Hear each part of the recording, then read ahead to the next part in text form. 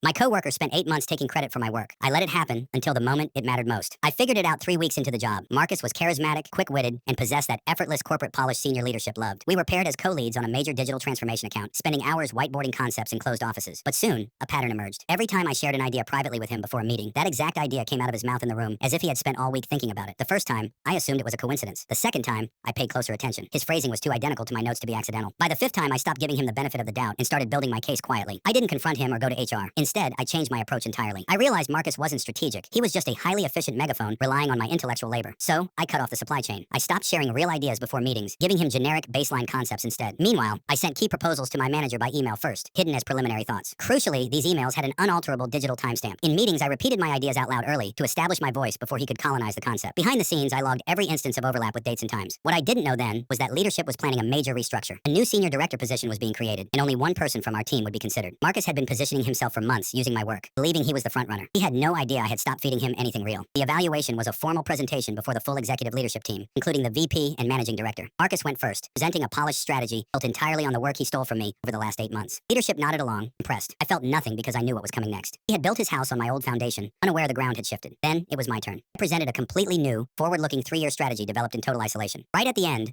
I pulled out a chronological summary of the time-stamped emails between me and our manager. It showed my email containing the full architecture draft at 8:42 a.m., right next to the log from the team meeting later that day at 2 p.m. Marcus presented that exact draft as his own. Did not accuse anyone out loud. Kept my tone professional, simply saying, "I want to make sure the timeline of these ideas is clear for context." Placed the printed emails flat on the table. Nobody picked them up immediately. Didn't need to.